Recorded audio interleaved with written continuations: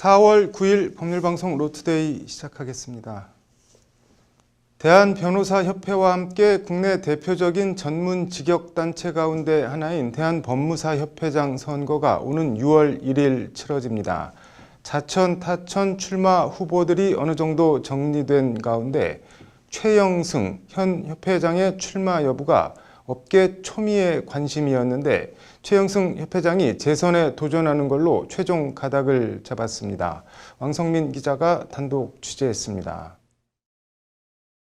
제22대 대한법무사협회장 선거에 재선 출마 결심을 굳힌 최영승 협회장은 법률방송과의 단독 인터뷰에서 지난 3년의 성과를 바탕으로 공과에 대해 다시 회원들의 신임을 받아보기로 결정했다고 출마의 변을 밝혔습니다. 우리 업계 안팎에서 이 지금 현재를 비롯해서 이제 향후 한 2, 3년이 굉장히 중요한 시기다. 그래서 좀 이제 법무사 미래를 위해서 한 번 더 이렇게 우리 봉사를 해서 조금 더 바탕을 좀 닦아달라는 이런 이제 간곡한 요청들을 제가 참 많이 받았습니다. 받았고 그래서 이제 좀 고민을 참 몇 주 동안 많이 했습니다. 많이 했는데 최영승 협회장은 재임 기간 법무사업계의 수건 사업이었던 개인 회생, 파산 대리권을 얻어내는 등 협회 위상 강화에 일정 부분 성과를 냈다는 안팎의 평가를 받고 있습니다. 개인 회생, 파산 신청 대리권은 획득했으니까 이제 남은 이제 부동산 등기제도 이거를 이제 바로 잡는데 그래도 계속 제가 한 1년여간 해왔으니까 마무리를 짓자는 그래서 마무리 짓고 가는 것이 또 한편으로는 도리겠다 싶어서. 최영승 협회장이 말하는 부동산 등기제도는 대법원이 추진 중인 미래등기 시스템을 말합니다. 요약하면 온라인을 통한 전자등기가 가능한 시스템을 구축하겠다는 것이 대법원 계획인데 향후 법무사 업계의 명운을 좌우할 정도의 중대 사안이라는 것이 최영승 협회장의 말입니다. 지금 아주 어지러운 등기시장 제도를 바로 잡는 이 과제가 지금 남았습니다. 앞으로 남은 가장 중요한 과제가 이 이제 부동산 등기 제도를 바로 잡는 거다. 이렇게 말씀을. 최영승 협회장이 연임 의사를 밝힌 가운데 일단 검찰 출신인 김종현 현 서울중앙지방법무사회장과 법원 출신인 황승수 경기중앙지방법무사회장이 지난주 일찌감치 후보 등록을 마쳤습니다. 여기에 법무사 시험 출신 이남철 전 서울중앙회장도 곧 후보자 등록을 할 것으로 점쳐지고 있습니다. 이렇게 되면 차기 법무사협회장 선거는 일단 4파전으로 시작하게 되는데 기존 검찰과 법원, 법무사 시험 출신 후보자들의 출신별 3파전 구도는 최영승 협회장의 재선 도전으로 사실상 깨지게 됐습니다. 판세 자체는 전체적으로 아마 요동을 칠 겁니다. 지금 현재의 구도에서 현재의 구도는 법원 출신, 검찰 출신, 시험 출신 세 분이 대표 주자로 나와서 하는데 협회장이 다시 거기다 뛰어 들어간다면 이제 출신별 구도는 아마 깨질 것으로 봅니다. 법무사협회장 선거에 정통한 이 관계자는 결국 회원들이 협회 업무 연속과 추진 동력을 위해 현 최영승 협회장에 다시 힘을 실어주느냐 아니면 새로운 추진 동력을 구하느냐에 따라 선거 결과가 좌우되지 않겠냐는 전망을 내놓습니다. 그리고 그 중심엔 대법원이 추진하는 미래등기 시스템 사업 구축에 업계 입장을 가장 잘 대변하고 반영할 수 있는 후보자가 누구인지가 표심에 큰 영향을 미칠 것이라는 데에도 큰 이견이 없었습니다. 잘 아시겠지만 현재 우리 법무사들 업무 중에 거의 상당수를 차지하는 업무가 부동산 등기, 상업 등기인데 이제 대법원에서 2024년도에 미래등기 시스템을 완전하게 이제 구축해서 실시를 하는데 한편 지난달 22일 구성이 완료된 제22대 법무사협회장 선거관리위원회는 박진열 서울중앙회 감사를 위원장에 선임하고 본격적인 활동에 들어갔습니다. 오는 22일 제22대 법무사협회장 출마 후보자 등록이 마감될 예정인 가운데 현 최영승 협회장의 재선 도전이 선거 판세에 어떤 영향을 미칠지 귀추가 주목됩니다. 법률방송 왕성민입니다. 윤수경 변호사의 이슈 속 법과 생활. 오늘은 방송인 박수홍 씨 형제 횡령 고소 얘기 해보겠습니다. 횡령 고소했다고 하는데 액수가 얼마나 되나요? 네, 그 박수홍 씨의 그 법률 대리인인 네. 법무법인 S의 노종원 변호사는 네. 언론 인터뷰에서 네. 박수홍이 최근 5년 정도만 봐도 네. 연매출 수십억 원을 올리고도 연봉을 2억 원만 받았다라고 네. 하면서 네. 친형의 횡령액이 50억 원을 넘는다라고 밝혔는데요. 네. 고소장에도 이제 그 정도의 액수를 적었다라고 합니다. 네. 이와 관련해서 네. 그 노 변호사의 주장에 따르면 네. 박수홍 관련 회사는 메디아붐 엔터테인먼트 네. 그리고 라엘 이렇게 두 개의 법인이 있는데요. 네. 약 10년 전부터 두 법인이 모두 네. 100%그 박수홍의 출연료로 수익을 내고 있었다라고 합니다. 네. 다만 그 메디아붐 엔터테인먼트에는 박수홍 씨의 지분은 없었고 네. 라엘은 형수와 박수홍이 5대5의 지분을 보유하고 있었다라고 합니다. 네. 이 노 변호사는 네. 전체 횡령 액수를 특정하지 못했다. 네. 저희가 확보한 자료가 매우 제한적이다. 네. 회계 자료를 다 형이 갖고 있기 때문이다. 네. 박수홍 씨가 공동대표로 있는 라엘에서의 횡령 금액의 일부만 환산한 것이다. 네. 시기를 30년으로 넓히면 정말 액수가 커질 것이다 라고 주장을 했습니다. 이게 뭐 이전 투구로 가는 것 같기도 한데 이게 횡령이나 배임죄가 성립을 하는 건가요? 그런데? 네, 그 이제 박수홍 씨와 그 형 사이의 가장 큰 갈등은 네. 이제 횡령이냐 아니냐가 되겠습니다. 네. 그 회사가 네. 개인 사업자로 운영이 됐다면 이제 친족 상도례가 적용이 돼서 네. 횡령죄가 적용이 되지 않을 수도 있지만 네. 주식회사로 돈을 관리하고 형이 이것을 사적으로 사용했다면 네. 횡령 배임죄가 성립이 가능합니다. 네. 회사의 자금을 사업과 무관한 곳에 사용하거나 네. 빼돌리면 이제 횡령 배임죄가 성립이 가능한데요. 네. 법인카드를 무단으로 사용한 경우에도 역시 횡령 음. 배임죄가 성립이 가능합니다. 네. 이때 그 문제된 금액이 5억 원 네. 이상일 경우에 네. 그 특정경제범죄 가중처벌법에 따라서 네. 가중 처벌이 가능한데요. 네. 지금 이제 횡령 금액이 뭐 100억대에 이른다라는 의혹도 있습니다. 네. 그 박수홍 씨 측은 네. 지난 5일 그 친형 부부에 대해서 네. 특정경제범죄 가중처벌 등에 관한 법률 위반, 횡령의 혐의로 네. 서울 서부지방검찰청에 고소장을 접수했다고 합니다. 이게 뭐 혐의들이 가볍지 않아 보이는데 박수홍 형 측은 어떻게 대응할 것 같은가요? 네, 먼저 이 사건이 네. 형제 간의 갈등이다 보니까 네. 친족 상도례에 해당하는지 살펴볼 필요가 있습니다. 네. 형법은 제328조에서 네. 친족 상도례를 규정을 하고 있는데요. 네.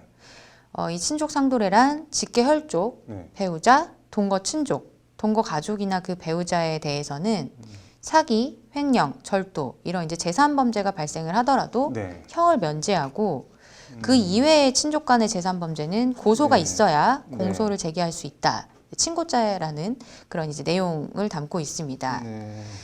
이 조항은 이제 법은 문지방을 넘지 않는다라고 네. 하는 고대 로마법 정신의 연원을 둔 조항인데요. 네. 국가의 형벌권을 자제하고 친족 내부 간의 원만히 해결하라는 취지로 볼 수 있겠습니다. 이게 지금 면제라고 했는데 이게 그럼 박수홍 형한테도 해당이 되는 건가요? 네, 그 먼저요. 그 법인 자금의 횡령 네. 배임의 경우에는 네. 피해자가 박 씨가 아닌 법인이기 때문에 네. 친족 상도례의 적용이 배제될 것 같습니다. 네.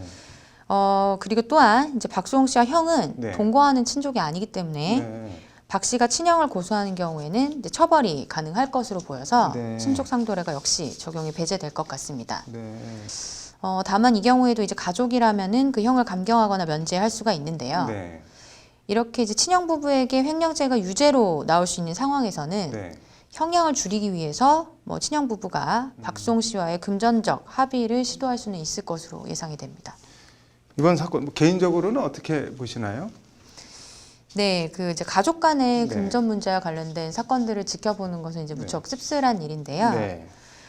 이제 가족 간의 금전 문제라고 할지라도 네. 금액이 크고 죄질이 중하다고 할 경우에는 이제 처벌이 필요한 것은 아닌지에 대한 이제 사회적인 합의가 필요하다고 봅니다. 이제 가족이다 보니까 봐달라고 하거나 네. 이제 갚는다고 하면서 이제 고소 기간인 6개월을 지나버려서 네. 처벌을 아예 못하는 경우도 생기기 때문에 네. 그 고소 기간을 늘리는 것 또한 이제 고려할 필요가 있다라고 생각을 합니다. 네. 과거에는 이제 친족 간의 금전 문제와 관련해서 처벌을 원하지 않는 경우가 많았는데 네. 이제 최근에는 피해 금액도 커졌고 형사 고소도 늘어나는 추세입니다. 네. 이 친족 상도례는 이제 점차 폐지되는 방향으로 가는 것이 맞지 않나라고 네. 개인적으로 생각합니다. 아무튼 뭐 번 돈은 있다고 하는데 들어온 돈은 없다고 하고 뭐 수사기관이나 법원이 어떻게 판단을 할지 지켜봐야겠네요. 오늘 잘 들었습니다. 네, 다음 소식입니다. 노원구 새 모녀 살인사건 피의자 김태현이 어머니를 뵐 면목이 없다고 말했습니다. 어머니. 머리카락을 잘라 술과 바꾸다. 오늘 뉴스 사자성어는 절발역주 얘기해 보겠습니다. 김태현은 오늘 오전 9시쯤 검찰에 송치되면서 서울 도봉경찰서 포토라인에 섰습니다. 검은 옷에 흰 마스크를 착용한 김태현은 심경을 묻는 취재진의 질문에 일단 기자님들 질문에 일일이 다 답변 못 드릴 것 같은데 이 부분에 대해선 정말 양해를 구하고 싶다고 말했습니다.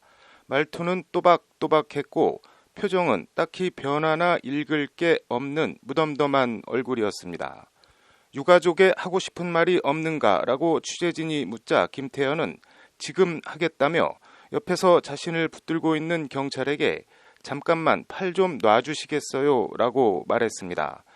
경찰이 팔을 놔주자 김태현은 그 자리에서 무릎을 꿇고 고개를 푹 숙인 뒤 이렇게 뻔뻔하게 눈 뜨고 있는 것도 숨을 쉬고 있는 것도 정말 죄책감이 많이 든다고 말했습니다. 이어 살아있다는 것도 정말 자신이 뻔뻔하게 생각이 들고 유가족분들, 저로 인해서 피해 입은 모든 분들께 정말 사죄의 말씀을 드리고 싶다. 정말 죄송하다고 말했습니다.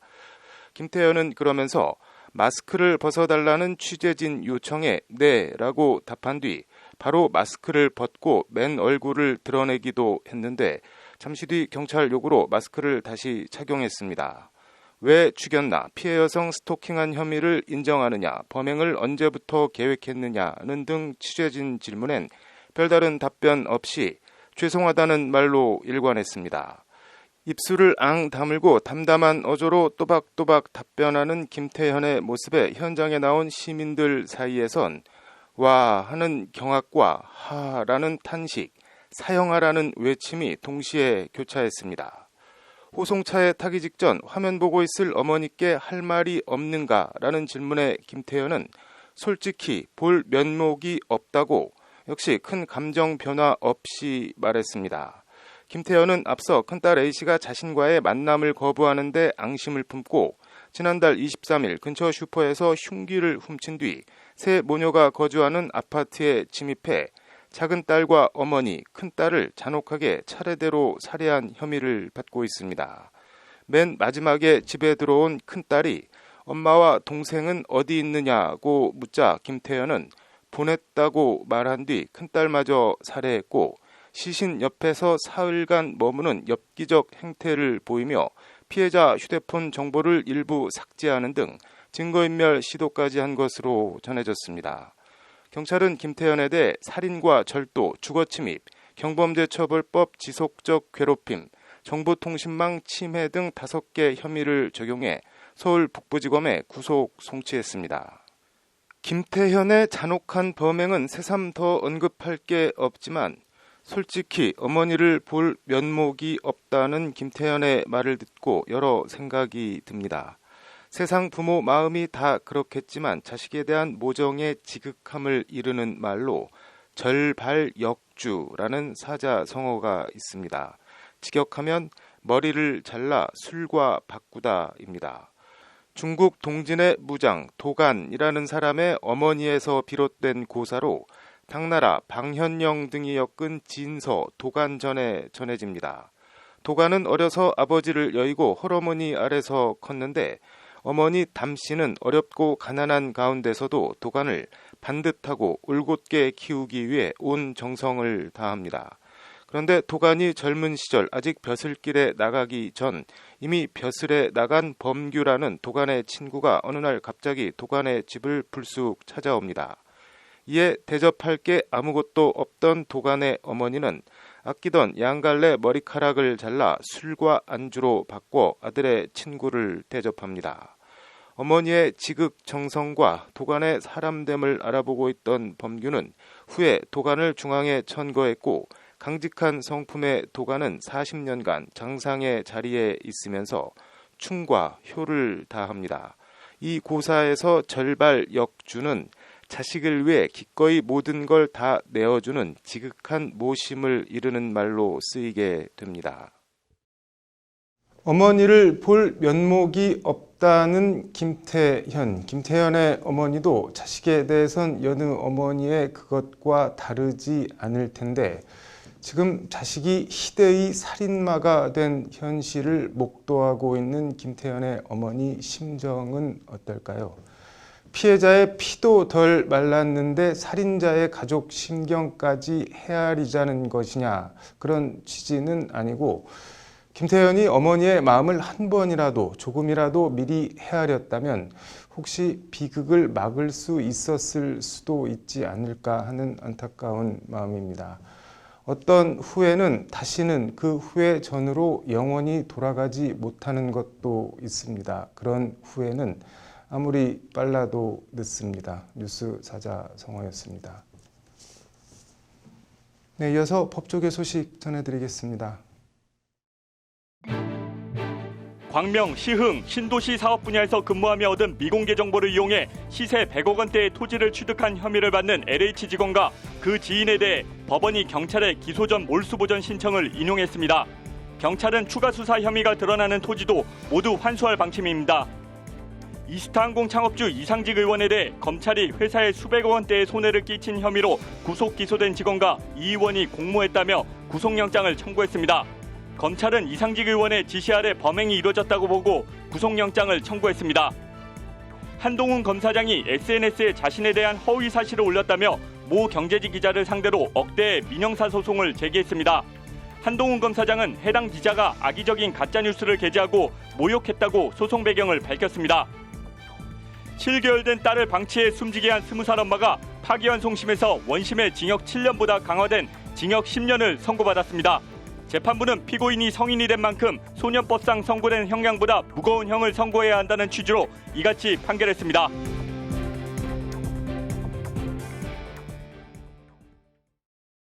(4월 9일) 법률방송 로투데이 마치겠습니다. 시청해 주셔서 감사합니다.